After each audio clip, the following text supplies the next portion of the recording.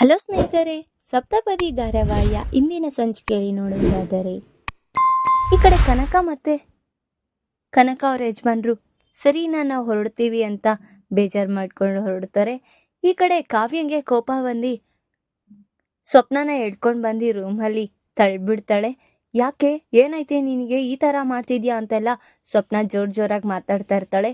ನೀನು ಏನು ಮಾಡಿದ್ಯಾ ಅಂತ ಗನಂದರಿ ನಿನಗೆ ಗೊತ್ತಿಲ್ವಾ ಅಂತ ಕಾವ್ಯ ಜೋರಾಗಿ ಕೇಳ್ತಾ ಇರ್ತಾಳೆ.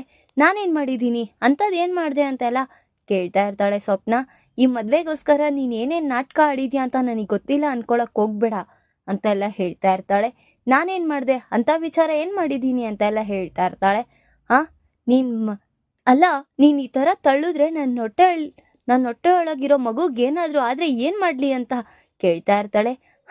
ಫಸ್ಟು ನಿನಗೇನಾಗುತ್ತೆ ಅನ್ನೋದನ್ನ ನೋಡ್ಕೊ, ಹೊಟ್ಟೆ ಒಳಗೆ ಇದೆಯೋ ಇಲ್ಲೋ ಅಂತಾನೆ ಗೊತ್ತಿಲ್ಲ, ನೀನು ಈ ಥರ ಹೇಳ್ತಾ ಇದೆಯಲ್ಲ ಅಂತ ಹೇಳ್ತಾ ಇರ್ತಾಳೆ. ಯಾಕೆ ಈ ಥರ ಮಾತಾಡ್ತಿದ್ಯಾ ಅಂತೆಲ್ಲ ಸ್ವಪ್ನ ಜೋರಾಗಿ ಕೇಳ್ತಾ ಇರ್ತಾಳೆ. ಸಾಕು ನಿಲ್ಸಕ್ಕ, ನೀನು ಹೊಟ್ಟೆ ಒಳಗೆ ಆ ಪಾಪು, ನೀನು ಪ್ರೆಗ್ನೆಂಟೇ ಅಲ್ಲ, ನೀನು ನೋಡಿದ್ರೆ ಈ ಥರ ನಾಟಕ ಎಲ್ಲ ಹಾಡ್ತಾ ಇದೆಯಾ. ಈಗ ನನಗೆ ಗೊತ್ತಿರೋ ವಿಚಾರ ಹೋಗಿ ಹೇಳಿದ್ರೆ ನನಗೂ ನಿನಗೂ ಇಬ್ಬರಿಗೂ ಸೇರಿ ಮನೆ ಮಾನ ಮರ್ಯಾದೆ ಎಲ್ಲ ತೆಗೆದ್ಬಿಡ್ತಾರೆ ಅಂತೆಲ್ಲ ಕಾವ್ಯ ಹೇಳ್ತಾ ಇರ್ತಾಳೆ. ಅವಳಿಗೆ ತುಂಬ ಶಾಕ್ ಆಗುತ್ತೆ. ಇವಳಿಗೆ ಹೆಂಗೆ ಗೊತ್ತಾಯ್ತು ಈ ವಿಚಾರ ಅಂತ, ನನಗೆ ಹೆಂಗೆ ಗೊತ್ತಾಯ್ತು ಅಂತ ಯೋಚನೆ ಮಾಡ್ತಾ ಇದ್ಯಾ ಅಂತ ಹೇಳ್ತಾ ಇರ್ತಾಳೆ. ಇಲ್ವಲ್ಲ, ನಾನೇನು ಮಾಡಿದ್ದೀನಿ, ನಿನಗೇನು ಗೊತ್ತು ಈ ವಿಚಾರ ಎಲ್ಲ ಅಂತ ಕೇಳ್ತಾಳೆ. ನನಗೇನು ಗೊತ್ತಿಲ್ಲ ಅನ್ಕೊಳಕ್ಕೆ ಹೋಗ್ಬೇಡ, ಅವಾಗೆ ಅರುಣ್ ಫೋನ್ ಮಾಡಿದ್ದ ಅಂತ ಹೇಳ್ತಾಳೆ. ಅವಳಿಗೆ ಇದ್ದಿದ್ದು ತುಂಬ ಶಾಕ್ ಆಗುತ್ತೆ. ಅವ್ನು ಏನೇನು ಹೇಳ್ದ ಅಂತ ನನಗೆಲ್ಲ ಗೊತ್ತು, ನೀನು ರಾಹುಲ್ನ ಮದುವೆ ಆಗೋಕ್ಕೋಸ್ಕರ ಈ ಥರ ಸುಳ್ಳು ಎಲ್ಲ ಹೇಳ್ಸಿದ್ಯಾ ಅಲ್ವಾ ನೀನು ಅಂತ ಬೈತಾ ಇರ್ತಾಳೆ ಕಾವ್ಯ. ಇದು ನನ್ನ ಲೈಫು, ನಾನು ನೋಡ್ಕೋತೀನಿ, ನೀನೇನು ನನ್ನ ಮಧ್ಯದಲ್ಲಿ ಬರೋದು, ನೀನೀಗ ಈ ಮನೆ ದೊಡ್ಡ ಸೊಸೆ ಅಂತ ಅಧಿಕಾರನ ಚಲಾಯಿಸ್ತಾ ಇದೆಯಾ ನನ್ನ ಮೇಲೆ ಅಂತ ಕೇಳ್ತಾ ಇರ್ತಾ. ಅಕ್ಕ, ನೀನೆಷ್ಟೇ ಆದರೂ ನನ್ನ ಅಕ್ಕ, ನಿನ್ನ ಯಾವತ್ತೂ ನಾನು ಕಮ್ಮಿಯಾಗಿ ನೋಡಬೇಕು, ಎಲ್ಲರ ಮುಂದೆ ಅವಮಾನ ಮಾಡ್ಬೇಕು ಅನ್ನೋದು ನನಗಿಲ್ಲ. ನೀನು ಖುಷಿಯಾಗಿರೋದೇ ನನಗೆ ಬೇಕಾಗಿರೋದು. ಆದರೆ ನೀನು ಈ ಥರ ಸುಳ್ಳೆಲ್ಲ ಹೇಳಿ ಮದುವೆ ಆಗಿದೆಯಲ್ಲ, ನನಗಂತೂ ತುಂಬಾ ಬೇಜಾರಾಗ್ತಿದೆ. ಸ್ತ್ರೀ ಅಂದರೆ ಹೇಗಿರ್ತಾರೆ, ಮಾನ ಮರ್ಯಾದೆ ಎಲ್ಲ ದೇವರು ತಕ್ಕನಂಗೆ ಕೊಟ್ಟಿರ್ತಾನೆ. ನೀನು ನೋಡಿದ್ರೆ ಈ ಚೀಪಾಗಿ ಎಲ್ಲ ಈ ವಿಚಾರನ ಹೇಳಿದ್ಯಲ್ಲ, ನಿನ್ನ ನೋಡಿದ್ರೆ ನನಗೆ ಅಸಹ್ಯ ಆಗ್ತಾ ಇದೆ ಅಂತ ಕಾವ್ಯ ಹೇಳ್ತಾ ಇರ್ತಾಳೆ. ಸಾಕು ನಿಲ್ಸು, ನನ್ನ ಲೈಫ್ನ ನಾನು ನೋಡ್ಕೋತೀನಿ, ನೀನು ಇಲ್ಲಿ ಬಂದು ನನ್ನ ಲೈಫ್ನ ಹಾಳು ಮಾಡಬೇಡ ಅಂತೆಲ್ಲ ಹೇಳ್ತಾ ಇರ್ತಾಳೆ. ನಿನಗೆ ಹೀಗಲ್ಲ, ಅಮ್ಮ ಅಪ್ಪನಿಗೆ ಇಬ್ಬರಿಗೂ ಹೇಳಿದ್ರೇನೆ ನಿನಗೆ ಸರಿ ಹೋಗುತ್ತೆ ಅಂತ ಹೇಳ್ತಾ ಇರ್ತಾಳೆ. ಕಾವ್ಯ, ಪ್ಲೀಸ್ ಆ ಥರ ಎಲ್ಲ ಹೇಳಬೇಡ, ನೀನು ಹೇಳಿದ್ರೆ ನಾನು ನಿಜವಾಗ್ಲೂ ಸತ್ತೇ ಹೋಗ್ಬಿಡ್ತೀನಿ ಅಂತ ಬ್ಲ್ಯಾಕ್ ಮೇಲ್ ಮಾಡ್ತಾ ಇರ್ತಾಳೆ. ನೀನು ಇವಾಗ ಬ್ಲ್ಯಾಕ್ ಮೇಲ್ ಮಾಡ್ತಿದ್ಯಾ ಅಂತ ನಾನು ಹೇಳ್ದಿರಾ ಇರ್ತೀನಾ? ಯಾವತ್ತಾದ್ರೂ ಈ ವಿಚಾರ ಗೊತ್ತಾಗೇ ಆಗುತ್ತೆ. ಆಗ ನಿನಗೂ ನನಗೂ ಇಬ್ಬರಿಗೂ ಸೇರಿ ಮಾನ ಮರ್ಯಾದೆ ಹೋಗುತ್ತೆ, ಅದ್ರಲ್ಲಿ ಅಪ್ಪ ಅಮ್ಮ ಅವ್ರದ್ದು ಮಾನ ಮರ್ಯಾದೆ ಹೋಗುತ್ತೆ ಅಂತೆಲ್ಲ ಬುದ್ಧಿವಾದ ಹೇಳ್ತಾ ಇರ್ತಾಳೆ. ಆದ್ರೂ ನೀನು ಹೇಳ್ಬೇಡ, ನನ್ನ ಲೈಫ್ನ ನಾನು ನೋಡ್ಕೋತೀನಿ, ನೀನು ಮಧ್ಯೆ ಎಲ್ಲ ಬರಬೇಡ ಅಂತೆಲ್ಲ ಹೇಳ್ತಾ ಇರ್ತಾಳೆ ಜೋರಾಗಿ. ಅವಳು ಏನಾದ್ರೂ ಮಾಡ್ಕೋ ಅಂತ ಹೇಳ್ಬಿಟ್ಟು ಅಲ್ಲಿಂದ ಬೇಜಾರು ಮಾಡ್ಕೊಂಡು ಹೊಂಟೋಗ್ತಾಳೆ. ಈಗ ಕನಕಾಗೆ ಮನೆಗೆ ಬರ್ತಾಳೆ. ಮನೆಗೆ ಬಂದು ನೋಡಿದಾಗ, ಅಲ್ಲ ಇಲ್ಲಿ ನಮ್ಮ ಮಕ್ಕಳು ಎಲ್ಲ ಎಷ್ಟು ಚೆನ್ನಾಗಿ ನನ್ನ ಜೊತೆ ಆಟ ಆಡ್ಕೊಂಡು ಎಲ್ಲ ಮನೆಯೆಲ್ಲ ಸಂಭ್ರಮದಿಂದ ಇತ್ತು. ಈಗ ಇಬ್ರು ಮಕ್ಕಳು ಇಲ್ಲ ಅಂತ ಯೋಚನೆ ಮಾಡ್ತಾ ಇರ್ತಾರೆ. ಅವ್ರ ಅಪ್ಪಗೂ ಸಹ ಕಾವ್ಯದ ಮೇಲೆ ಯೋಚನೆ ಆಗ್ತಾ ಇರುತ್ತೆ. ನನ್ನ ಮಗಳು ಹೇಗೋ ಚೆನ್ನಾಗಿದ್ದಾಳೆ ಅಂತ ಒಂದು ಕಡೆ ಖುಷಿ ಇರುತ್ತೆ. ಆದರೆ ಸ್ವಪ್ನ ಈ ಥರ ಕೆಲಸ ಮಾಡಿದಾಳಲ್ಲ ಅಂತ ಆದರೂ ಒಂದು ಕಡೆ ಟೆನ್ಷನ್ ಇರುತ್ತೆ. ಯಾಕ್ರಿ ಏನು ಯೋಚನೆ ಮಾಡ್ತಿದ್ದೀರಾ ಅಂತೆಲ್ಲ ಕೇಳ್ತಾ ಇರ್ತಾಳೆ. ಹಾಗಲ್ಲ, ನನ್ನ ಮಕ್ಕಳೆಲ್ಲ ಆ ಮನೆಗೆ ಹೋದ್ರು, ನನಗೆ ತುಂಬ ಬೇಜಾರಾಗ್ತಿದೆ ಅಂತ ಹೇಳ್ತಾ ಇರ್ತಾರೆ. ಆಗ ಅಪ್ಪು ಬಂದು, ಅಮ್ಮ ನನ್ನ ಸ್ವಪ್ನ ರೂಮ್ನ ಯೂಸ್ ಮಾಡ್ಕೊತೀನಿ ಅಂತೆಲ್ಲ ಹೇಳ್ತಾ ಇರ್ತಾಳೆ. ಇನ್ನು ಇವಳೊಬ್ಳೆ ಬಾಕಿ, ಇವಳು ಯಾರನ್ನ ಮದುವೆ ಆಗ್ತಾಳೋ ಗೊತ್ತಿಲ್ಲ ಅಂತೆಲ್ಲ ಹೇಳ್ತಾ ಇರ್ತಾಳೆ. ಈ ಕಡೆ ನೋಡಿದ್ರೆ ಸ್ವಪ್ನ ಅರುಣ್ಗೆ ಕಾಲ್ ಮಾಡ್ತಾಳೆ. ಕಾಲ್ ಮಾಡಿ ಬೈತಾ ಇರ್ತಾಳೆ. ಯಾಕೆ ಸ್ವಪ್ನ, ಏನಾಯ್ತು ಅಂತೆಲ್ಲ ಅರುಣ್ ಕೇಳ್ತಾನೆ. ನಿನ್ಗೆ ಯಾರ ಮುಂದೆ ಏನು ಮಾತಾಡಬೇಕು ಅನ್ನೋದು ಗೊತ್ತಾಗಲ್ವಾ? ಎಲ್ಲ ನಮ್ಮ ತಂಗಿ ಮುಂದೆ ಎಲ್ಲ ಈ ವಿಚಾರನ ಹೇಳಿದ್ಯಾ ಅಂತ ಕ್ಲಾಸ್ ತಗೋತಾ ಇರ್ತಾಳೆ. ನಾನು ಹೇಳುದ್ನಾ? ಅವಾಗೆ ಹಾಗಾದ್ರೆ ನೀನಲ್ವಾ ಮಾತಾಡಿದ್ದು ಅಂತೆಲ್ಲ ಹೇಳ್ತಾ ಇರ್ತಾರೆ. ಅವಾಗ ಸ್ವಪ್ನಗೆ ತುಂಬಾ ಶಾಕ್ ಆಗುತ್ತೆ. ಇವ್ನು ಹೇಳೋದ್ರಿಂದಾನೇ ಅವಳಿಗೆಲ್ಲ ಕೇಳಿಸ್ಕೊಂಡ್ಬಿಟ್ಟಿದ್ದಾಳೆ ಅಂತ ಯೋಚನೆ ಮಾಡ್ತಾ ಇರ್ತಾಳೆ. ಆಗ ಯಾರ ಹತ್ರ ಏನು ಮಾತಾಡ್ಬೇಕಾದ್ರೆ ಫಸ್ಟು ಯಾರು ಅಂತ ತಿಳ್ಕೊಂಡು ಮಾತಾಡೋದು ಕಲಿ ಅಂತ ಯೋಚನೆ ಹೇಳ್ತಾ ಇರ್ತಾಳೆ. ಆಮೇಲೆ ಏನಾದರೂ ಮಾಡಿ ಈ ಸುಳ್ಳೆ ನಾನು ನಿಜ ಮಾಡ್ಕೋಬೇಕು ಅಂತ ಆಸೆ ಪಡ್ತಾ ಇರ್ತಾಳೆ. ಈ ಕಡೆ ನೋಡಿದ್ರೆ ಮನೆ ಮಂದಿಯವರೆಲ್ಲ ಅವರಿಬ್ರು ಮದುವೆ ಆಗಿರುತ್ತೆ. ಅವ್ರ ಫಸ್ಟ್ ನೈಟ್ಗೋಸ್ಕರ ಎಲ್ಲ ರೆಡಿ ಮಾಡೋದಿಕ್ಕೆ ಮಾತಾಡ್ತಾ ಇರ್ತಾರೆ. ಸ್ವಪ್ನ ಕೇಳ್ತಾಳೆ, ನಮ್ಗೆ ರಿಸೆಪ್ಷನ್ ಇಲ್ವಾ ಅಂತ. ನಿನಗೆ ಈ ಮದ್ವೆ ಆಗಿರೋದೇ ಹೆಚ್ಚು, ಇನ್ನ ರಿಸೆಪ್ಷನ್ ಬೇರೆನಾ ಅಂತ ರಾಹುಲ್ ಖಡಾಖಂಡಿತವಾಗಿ ಮಾತಾಡ್ತಾ ಇರ್ತಾನೆ. ಆದ್ರೆ ಅವನು ಹೇಳ್ತಾನೆ, ಎಲ್ಲ ನಿನ್ ತಂಗಿಯಿಂದಾನೇ ನಡೆದಿದ್ದು ಅಂತ ಹೇಳ್ತಾ ಇರ್ತಾರೆ. ಆಗ ಅವಳಿಗೆ ಇನ್ನು ಕಾವ್ಯನ ಮೇಲೆ ಇನ್ನು ಕೋಪ ಬರ್ತಾನೆ ಇರುತ್ತೆ. ಏನಾದ್ರೂ ಮಾಡಿ ಅವಳನ್ನ ಹಾಳು ಮಾಡ್ಲೇಬೇಕು ನಾನು ಅಂತ ಯೋಚನೆ ಮಾಡ್ತಾ ಇರ್ತಾಳೆ. ಈ ಕಡೆ ರುದ್ರಾಣಿಗೆ ಧಾರಾವಾಹಿಯ ಪ್ರತಿಯೊಂದು ಸಂಚಿಕೆ ತಪ್ಪದೇ ನೋಡಬೇಕಾದರೆ ನಮ್ಮ KTVS 365 ಚಾನಲ್ನ ಈಗಲೇ ಸಬ್ಸ್ಕ್ರೈಬ್ ಮಾಡ್ಕೊಳ್ಳಿ. ಹಾಗೆ ಪಕ್ಕದಲ್ಲಿರುವ ಬೆಲ್ ಬಟನ್ ಅನ್ನು ಪ್ರೆಸ್ ಮಾಡಿ ಅದರಲ್ಲಿ ಆಲ್ ಆಪ್ಷನ್ ಸೆಲೆಕ್ಟ್ ಮಾಡ್ಕೊಳ್ಳಿ. ಇದರಿಂದ ನಾವು ರಿಲೀಸ್ ಮಾಡುವಂತಹ ಸಂಚಿಕೆ ಅಪ್ಡೇಟ್ ನೋಟಿಫಿಕೇಶನ್ ಸಿಗುತ್ತೆ.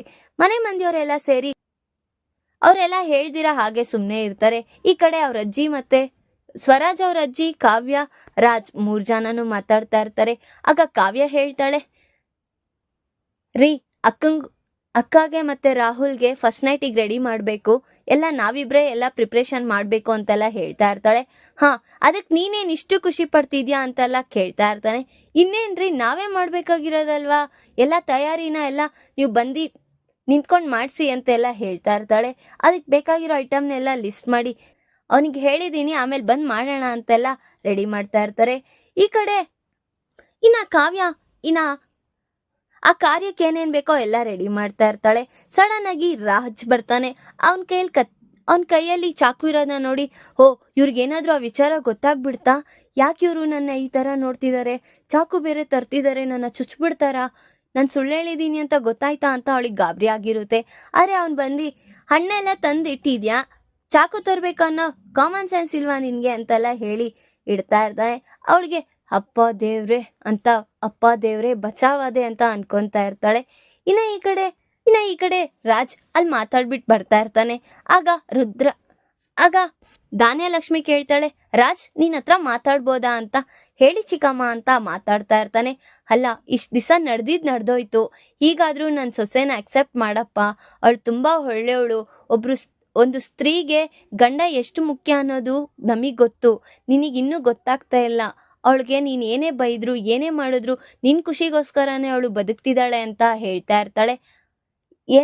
ಏನ್ ಚಿಕ್ಕಮ್ಮ, ಮಗನ್ ಮೇಲೆ ಪ್ರೀತಿಗಿಂತ ಸೊಸೆ ಮೇಲೆ ಪ್ರೀತಿ ಜಾಸ್ತಿ ಆಗಿದೆಯಲ್ಲ ಅಂತ.